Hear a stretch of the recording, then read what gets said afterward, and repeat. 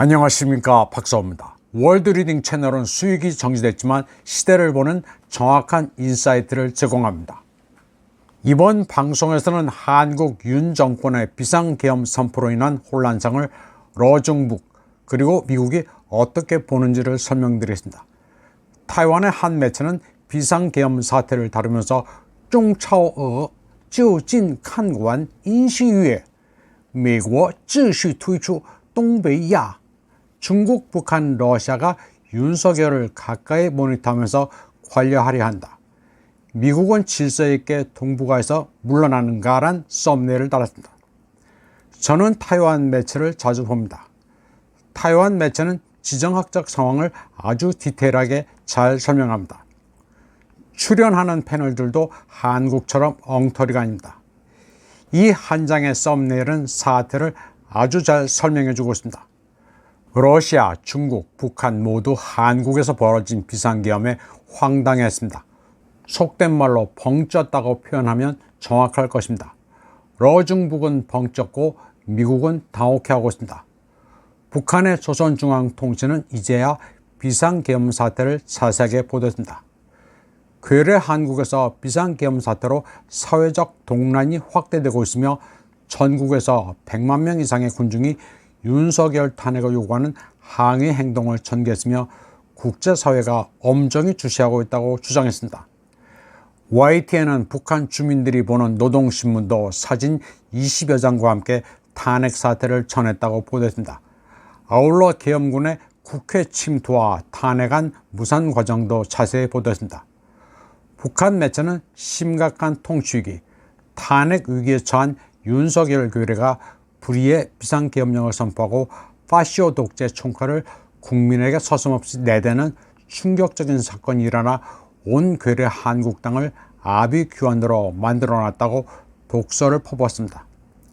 더불어민주당과 야당들은 계엄 사태를 초래한 윤석열 괴뢰와 관계자들인 국방부 장관, 행안부 장관을 대상으로 내란죄 고발과 탄핵 추진을 선포했다고 했습니다. 중국과 러시아 매체들은 서울발로 드라이하게 팩트 위주로 보도하고 있는 중입니다. 지금 미국은 안절부절하고 있습니다. 저는 미국이 한국의 비상계엄 사태를 사전에 몰랐었다고는 생각하지 않습니다. 미국의 하원 의원들은 이 사태를 지켜보다 한국인들의 용기에 경의를 표한다면서 야당 편을 들었습니다.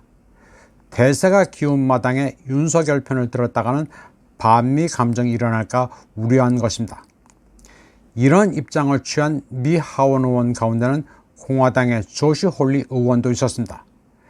미국은 민주당이나 공화당이나 한국에서 미국의 이익을 지키는 데 있어서는 크게 다르지 않습니다.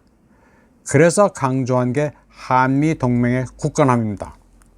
다만 바이든 행정부는 한미일 공조 외교 정책을 탄핵 소추소에 끼워넣은 더불어민주당도 강하게 비판했습니다. 중국, 러시아, 북한에 대해 미국은 수세적 입장입니다. 주한 미 대사 골드버거는 한덕수와 한동훈을 만나 군 통수권 문제는 어떻게 되느냐고 문의했습니다. 대통령 고리 시 국무총리가 대통령 권한 대항이 된다는 조항을 몰라서 문의한 게 아닙니다. 보아하니 한국의 사태가 한 치 앞도 안 보일 정도라 자기도 답답했던 것입니다. 지금 한국에서 일어나는 일은 사상 초유가 아닌 게 없습니다. 이런 가운데 윤석열은 헌재의 판단을 받아보겠다면서 탄핵 심판대 오르겠다고 선언했습니다. 이에 앞서 법무부는 윤 대통령에 대해 출국 금지를 결정했습니다. 내란 수사가 본격화되면서 긴급 체포도 검토 중이라는 보도도 나왔습니다. 윤 대통령이 관세에 칩거하면서 변호인단 구성을 고민 중이라는 보도가 나오고 있는 가운데 국수본은 대통령실 압수수색을 시도했습니다. 경찰청장과 서울청장도 조사를 받고 있는 가운데 비상계엄 직전 국무회의에 참석한 11명도 피의자가 됐습니다. 여기에는 한덕수 국무총리도 포함됐습니다. 한 총리는 대통령 권한대행을 할 수 없게 생겼습니다. 또 한덕수를 내세워 질서 있는 퇴진을 운운했던 한동훈도 이제 정치 생명이 끝났습니다. 윤석열은 지금 외교에서 배제됐고 갈 곳이라고는 없습니다. 끈이 다 떨어진 상태입니다. 바이든 행정부나 곧 들어설 트럼프 진영이나 지금은 관망하고 있습니다. 한국의 일각에서는 윤이 부정선거를 조사하기 위해 비상계엄을 발동했다면서 트럼프와 이미 교감을 했다고 주장하고 있습니다. 물론 트럼프 행정부는 집권 즉시 부정선거 요소들을 대대적으로 청소할 예정인 것은 맞습니다.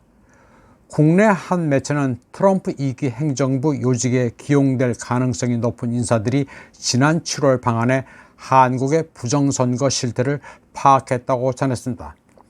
트럼프 측 인사들이 미국의 부정선거 관행을 타파하기 위해 한국의 실정을 알아볼 수는 있습니다. 저는 딱 거기까지라고 생각합니다. 한국 내 부정선거 이슈는 한국 내정이라 한미가 공조한다는 상상은 지나친 비약입니다. 이번 비상계엄 사태의 가장 긍정적인 효과는 러우전 관련 가짜뉴스가 사라졌다는 점입니다. 북한군이 꾸르스크에서 전투를 개시했다고 확정적으로 보도하면서 미 국무부가 말로만 떠든 것을 전하기도 했습니다. 첫 전투서 북한군이 점멸하고 국기도 뺏겼다는 가짜뉴스도 있었습니다. 거짓말을 일삼던 영국 매체도 북한군이 훈련이 부족해 전투에 투입되지 못하고 있다는 또 다른 거짓말을 하고 있는 마당에 한국 매체들은 절대 오보 수정을 하지 않습니다. 유튜브에서 반복 재생을 하게 되면 조회수 장사가 되기 때문입니다. 이제 전 국방부 장관 김용현이 수감돼 우크라이나를 지원해야 한다는 얘기들은 사라졌습니다. 어영 국영방송 KBS까지 동원된 여론몰이는 완전 실패로 돌아갔습니다. 문재인에서 윤석열로 정권이 바뀌었지만 매체는 바뀐 게 없습니다. 그동안 얼치기 군사 전문가들의 폐해도 컸습니다. 무기 전문가로 자처하면 무기 얘기만 해야 하는데 국제관계를 입에서 나오는 대로 떠들면서 여론몰이를 하는 자도 있었습니다. 국익에 해가 되는 이런 일사불란한 여론몰이 배후에 누가 있었고 어떤 메커니즘이 작용했는지도 시간이 지나면 밝혀질 것으로 저는 확신합니다. 저는 러시아 대외정보국장 세르게이 나르시킨의 국제관계 통찰력을 소개하면서 한국의 국정원이 과연 정보 수집 분석력이 있을까 하는 생각이 들었습니다. 현재 국정원장인 조태용 씨가 미래통합당 초선 의원 시절 모습입니다. 뒷줄 맨 왼쪽에 피켓을 들고 있는 사람이 조태용입니다. 국회에서 김예지, 윤주경, 이영과 함께 나란히 무릎을 꿇고 모든 차별에 반대한다는 퍼포먼스를 하고 있는 현 국정원장 조태용 씨의 사고가 저는 궁금합니다. 이번 방송은 여기까지 하겠습니다. 시청해주신 여러분 감사합니다.